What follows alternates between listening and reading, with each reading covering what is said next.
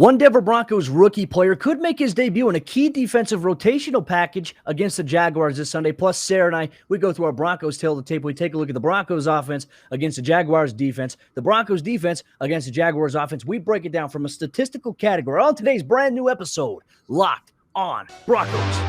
You are Locked on Broncos, your daily Denver Broncos podcast. Part of the Locked on Podcast Network. Your team every day. What's up, Broncos country? Welcome back into a brand new episode of Locked on Broncos, your daily Denver Broncos podcast here on the Locked on NFL Network, your team every day from the South Stands to the end zone. I'm your host, as always, Cody Roark, joined alongside co-host Sayre Bedinger. Both of us who cover the Denver Broncos for the Locked on NFL Network and 9 News. Just a reminder, this podcast is free and available everywhere you get your podcast, your favorite audio podcast and platform, not to mention video format on YouTube. So make sure you do us a favor, hit that subscribe button so you never miss out on a day's worth of coverage of all things Denver Broncos related content from an objective point of view. Sayre, my friend, great to see you. We're just a little bit about 3 days, 72 hours away from kickoff. The Broncos on the road in Jacksonville. We had a great episode with Tony Wiggins, yesterday's crossover between Locked on Jaguars.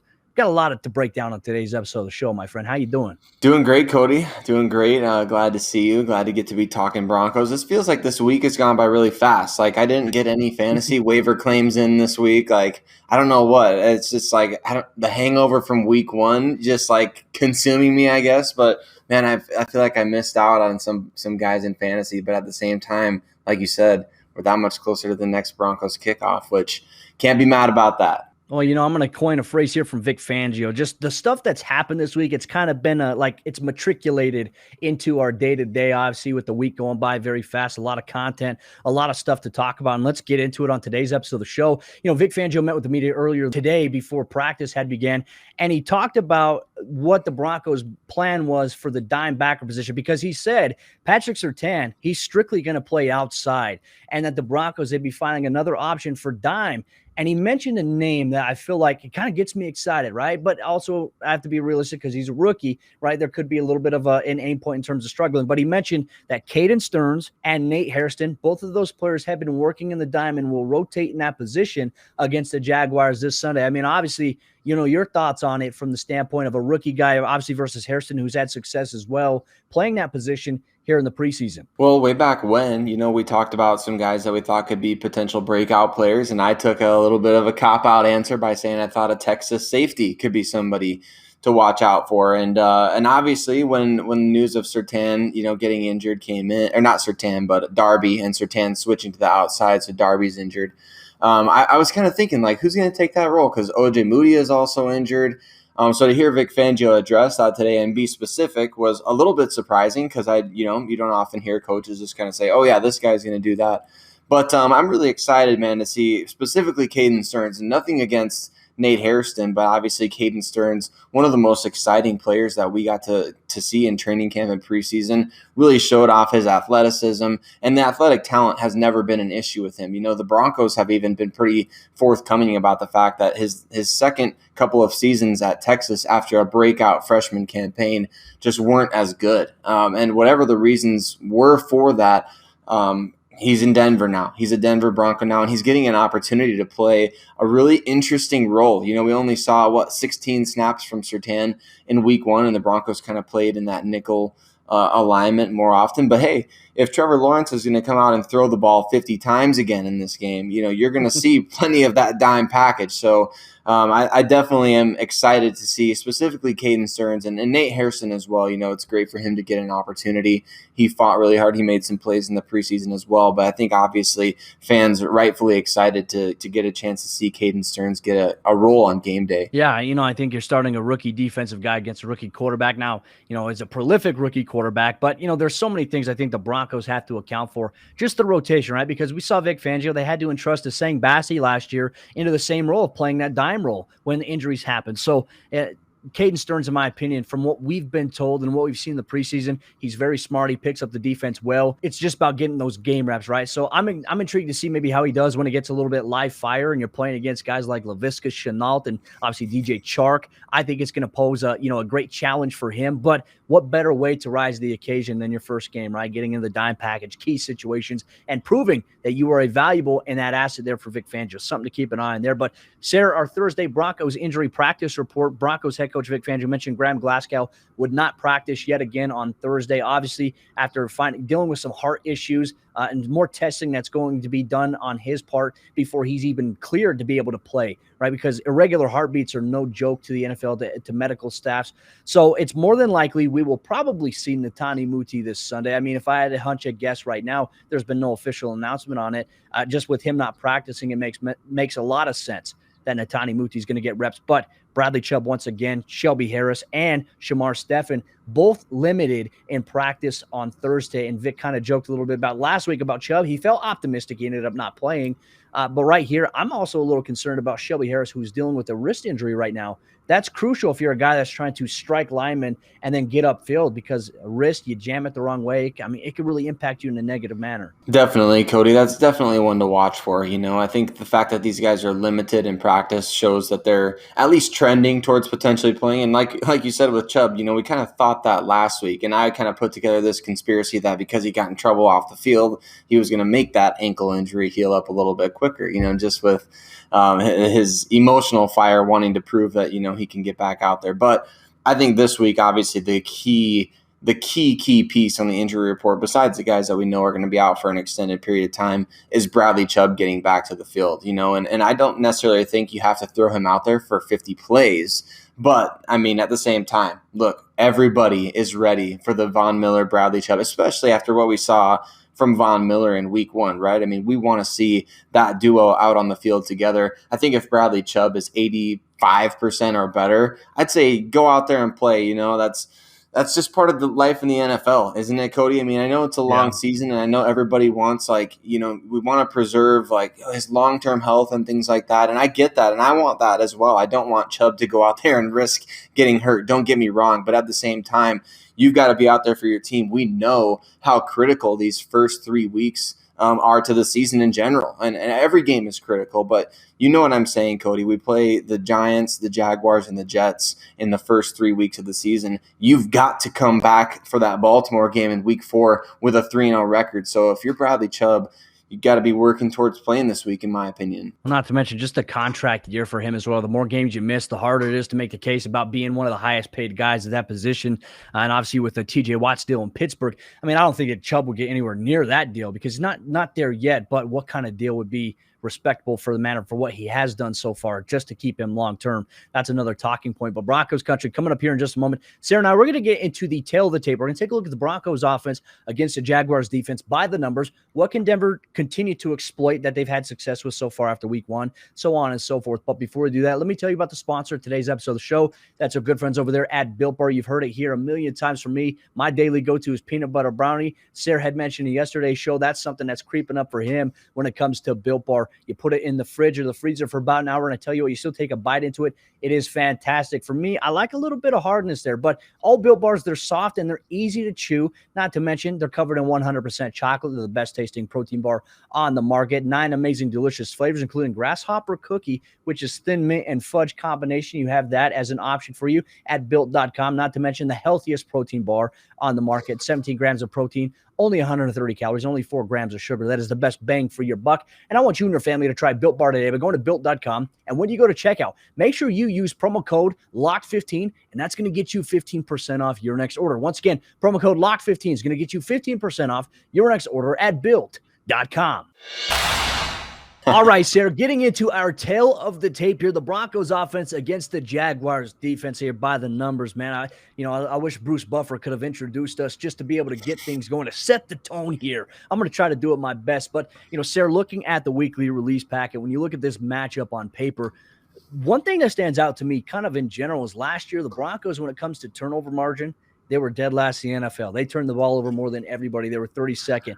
It's good to kind of see that they're tied for 13th, which, by the way, is zero turnovers, right? So they have more efficiency. And often at times, turnover margin is really equated to based on the number of times you score versus turning it over. Obviously, you had the Albert Okwuegbunam fumble. There was that right there. But for the most part, the Broncos come out ahead with a 0 margin and a time of possession, fourth in the NFL at 35 minutes and 8 seconds. I mean, I was glad to see that in week 1 for the Broncos. Definitely glad to see it, Cody. You know, anytime you can come away even or above margin, I think it's absolutely huge. And that time of possession for the Denver Broncos, ironically, almost exactly going the opposite way for Jacksonville. They had almost the exact same issue in week 1 as the New York Giants did, with just the Houston Texans playing keep away all game, almost to the second here, which is pretty wild. So.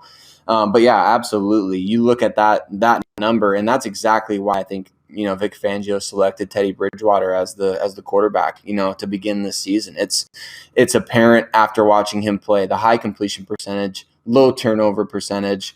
It's critical. It's critical for this team. You've got to win these first 3 games. We're 1 down at this point, but turnover margin is huge, and I love that. And I think looking at the Jaguars -3, I mean, you've got to be excited about that as well. Yeah, I mean, it's obviously a team for them. Last week, they turned the ball over at a high rate. Trevor Lawrence threw 3 interceptions.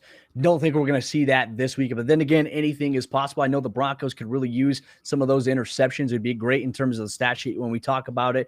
But, you know, Sayre, let's open things up with the Broncos offense. When you take a look at the numbers, what does it tell you about where Denver's at right now on the offensive side of the ball? And then we'll get into the Jaguars portion on defense. Yeah, I think some key numbers here, Cody, for me, obviously 420 net yards as a total offense, and that split between the rushing offense, which was 165 net rushing yards last week, good for 4th best in the NFL, which you absolutely love to see.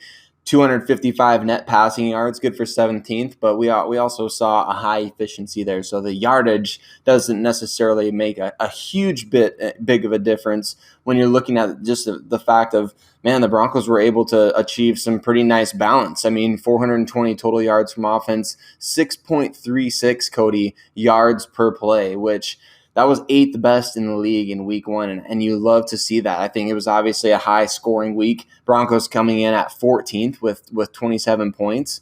Obviously, too, a big deal for them. 3rd down percentage, despite the fact that they went for and achieved 3 fourth down plays, Cody, 46.7% on 3rd down, which was tied for 10th best in the NFL. So not only was Riverboat Vic, or whatever you want to call him, Vegas Vic Fangio, nailing it on 4th down, the Broncos were 10th best in the NFL this first week of the season on 3rd down as well. So the one area of concern here, and an area of concern that I think people had for Teddy Bridgewater going into this game, 40% in the red zone converting. And of course, a huge reason for that would be Albert Okwuegbunam's fumble, which is out of Teddy Bridgewater's control. At the same time, you know, when you go down to that red zone, you want to convert those opportunities into touchdowns, not just field goals. There's nothing that I hate more, Cody, than Brandon McManus coming out onto the field when you're stuck at the 2 or 3 yard line. And it's just a shame. It's a shame to see. But overall, just an outstanding week for the Denver Broncos offense statistically. Yeah, and obviously a small sample size too. I think really for us, when we get back to these numbers and future matchups, I think once we even get to week 5, the accumulated data, I think, will probably balance out a little bit more. We'll be able to see if Denver can maintain that growth. Now, I'm going to shift it to the Jaguars' defensive side of the ball here, Sayre, kind of combating alongside those numbers you mentioned. Last week, they gave up 449 total yards. That's 29th in the NFL in terms of net yards. That's way too much if you're a defensive coordinator. I mean, I couldn't even imagine. If Vic ever gave up that amount of yards, which I believe came close in the Buffalo Bills game last year, it was brutal. I mean, so it just goes to show that the Houston Texans just gashed the Jaguars in the run game and the pass game, averaging, allowing defensively 5.8 yards per game. That's, good for 15th. Obviously, this is 1 week sample size. But in terms of points per game, giving up 37 points in your first game, that's 29th in the NFL. I mean, that is brutal. I mean, we go back to the Broncos offense, 27 points per game. That's 14th in the NFL in terms of the offensive side of the ball. That's crazy considering the fact that 27 points is quite a bit in obviously your first week one action, but obviously some of the other high scoring games between the Chiefs and the Browns and the Cowboys and the Bucks kind of highlight that a little bit as to some of the teams that are ahead of Denver in that regard. But another thing that kind of stands out in this game that I think that for us coming into this matchup, talking about it, I think the Broncos have to take advantage of it more. We saw Mark Ingram, Phillip Lindsay have success, and even Tyrod Taylor have success on the ground against Jacksonville. They allowed 160 yards on the ground last week, 28th in the NFL. We said it. Look, Melvin Gordon had that big 70-yard play. Denver, in my opinion, I think if they can come out and run the ball and get up on these guys, it's going to bode well for both guys like Melvin Gordon, Javonte Williams, specifically if you have them in your fantasy lineup. But that's something I'm really intrigued to see. Now, in terms of total net passing yards per game allowed as a defense, 289, right? So if Teddy can kind of build on the same type of momentum he had last week and just dish dimes the way that he was, Teddy has a chance, I think, to go over 250 yards passing here once again, I think, against this defense. But there's also guys you have to account for. C.J. Henderson, also you heard from Tony Wiggins, the best defensive player at the secondary level for those guys there. I always have to keep an eye on him. Cheeto Bay-Awuzie, if I'm not mistaken. No, not Cheeto, but Cheeto Bay's in Cincinnati. Shaquille Griffin. That's who we're talking about there. I don't know why I got those guys mixed up there. But forgive me, football fans, for that mishap there. But in terms of that defensively, the Jaguars, they didn't force any turnovers last week against the Houston Texans. So Denver, if they can come in and protect the ball offensively, they're going to have a really good chance to do some great things. 0 takeaways, never what you want to have. But when you look at the Broncos, they also only had 1 takeaway last week. So like I said, it's a small sample size after week one. But third down is intriguing to me because Jacksonville, they had Houston facing several third down situations, but they allowed 57.14% of conversions on third down. That's over half of their third down possessions. Obviously, you want to clean that up a little bit if you're a defense. So I think Denver can really take advantage. But it also goes back to favor, Sayre. If the Broncos can continue to move the ball downfield efficiently, I don't remember the Broncos maybe outside of 1 or 2, maybe 3 plays, having a third and long. Usually they were third and short, third and medium, which I think is favorable versus what the Broncos dealt with last year. Absolutely, Cody. That's going to be key. And I think you mentioned something also that's going to be critical in this game is the fact that Jacksonville not only gave up a ton of yards on the ground, but they gave up a lot of points to the Houston Texans this week. One key stat that really stands out to me about this game in particular is the fact that, you mentioned we have a small sample size right now. Over a larger sample size, as in the last 19 games, a league high, the Jaguars have allowed more than 20 points in 19 straight games leading into this game against the Denver Broncos. That is absolutely brutal. If you're the Jaguars, if you're their defense, it's going to be tough. And when you're going up against an offense that we know the Broncos are going to establish the run, we know Teddy's going to do a good job of making accurate, timely throws. That's not a recipe, I don't think, for success if you're Jacksonville's defense. Certainly not. And you want to kind of avoid that as well. I mean, that's brutal if you're a Jacksonville Jaguars fan. Like I said, for me, Sayre, I'm a defensive-minded guy. I love 7-3 football games. I hope that the offense can put up more. If I'm coaching a defense, I want the offense to put up points, and I just want to shut people out.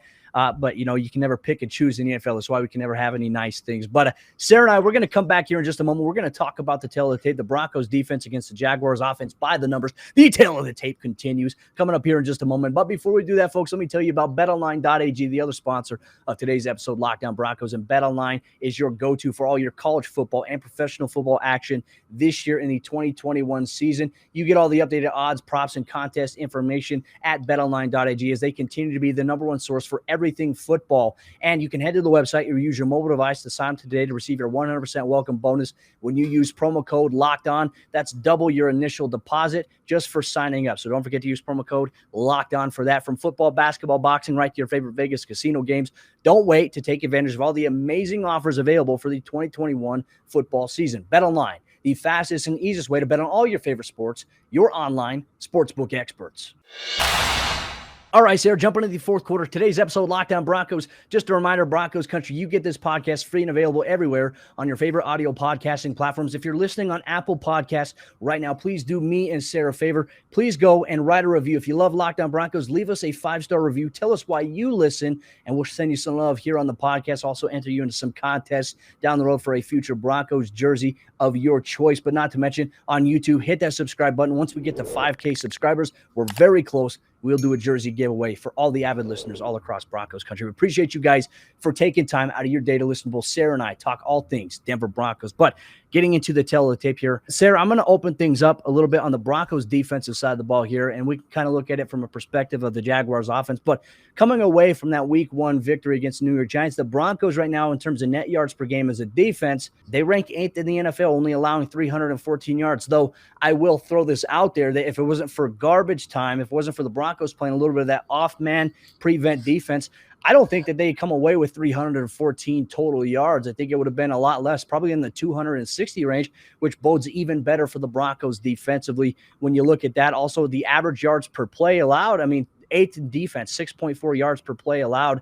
I don't know if that's necessarily a good thing, right? I think that statistic could be skewed a little bit. Points per game allowed, obviously 13 is good. Now, Sayre, I know exactly what you're thinking right now. Well, it was a garbage time touchdown. I don't necessarily count that last 6 points there. So if that were the case, it would actually be 7 points allowed on the season for the Broncos. So it's still good for tops in the NFL after week 1. And in terms of overall defense against the run, the Broncos holding the Giants to 60 rushing yards last week. Obviously, between Robinson and Hyde, that was a key focal point. Can the Broncos minimize those guys' impact this upcoming weekend? We'd mentioned Shelby Harris dealing with a wrist injury, something to follow. Shamar Stephen dealing with an injury as well as a backup rotational guy. Could increase the role for McTelvin again this week against the run. So those are some of the storylines we're following there. But outside of that, in terms of overall net passing yards, the Broncos allowing 254 through the air.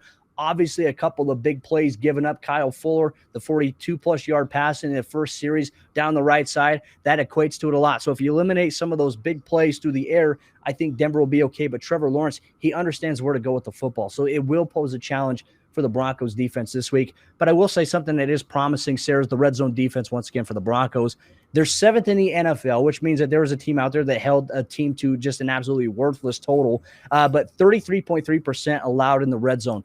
When you factor that in, if this was sampled across a 17-game season, the Broncos more than likely could equate to being the first overall red zone defense. It looks like they could be trending that way once again. And then outside of that, an area to kind of improve upon, 50% allowed on third down.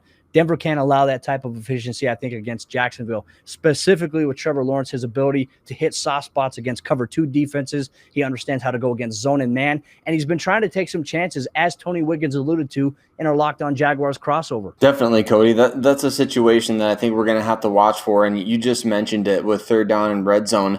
You know, that's an area where the Jaguars, obviously offensively, that's going to be key to watch, because one of the things that I personally think is what we have to look out for from this Jaguars offense is their group at wide receiver. And that's led by DJ Chark, Laviska Shenault, Marvin Jones. Those guys are tough. They're good players, and they're also different. But the Jaguars were 100% in red zone opportunities last week. Give them credit. I mean, they got slaughtered by the Texans, but they were 100% in red zone, and it wasn't like they only scored 1 touchdown. They had 3 touchdowns on the day. So definitely something to pay attention to there. We know that, of course, again, we reference back to the fact that week 1 is a small sample size, but at the same time, Vic Fangio's red zone defense has historically been very, very, very, very good. And the Broncos proved that again this past week by forcing a fumble on Daniel Jones in the red zone right before the Giants were about to score. So offensively for the Jags, some key numbers to be looking out for here. Net yards from week 1, 395, obviously not very good. And of course, Trevor Lawrence playing catch up most of this game, had to pass a lot of the game. So 319 passing yards, 7th best in the league.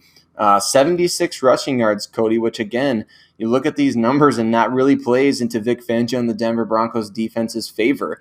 We talked about that with Tony Wiggins on the crossover episode. Like, what's up with Carlos Hyde being the number 1 ball carrier in week 1 when James Robinson's coming off an excellent rookie season? I didn't personally understand that. I think the Jaguars might try to rectify that this week and go for some balance. The Broncos are going to have to be on top of their game there. 21 points from the Jags, 19th in the NFL. 5.81 yards per play, Cody. That's middle of the road. 15th in the league after 1 week. And of course, the big outlier on this list for Jaguars offensive stats is 3 interceptions. I don't think that's going to happen this week again, obviously, from Trevor Lawrence. Easy to say sitting here. I'm not a rookie quarterback in the NFL going up a Vic Fangio coached defense. So maybe he will throw 3 interceptions. But I think it's more likely, Cody, that we're going to see turnovers and takeaways created by the Denver Broncos via the fumble this week. I think the Jaguars only had 1 sack allowed this past week. Pass protection is not exactly the calling card and hallmark of this Jaguars offense.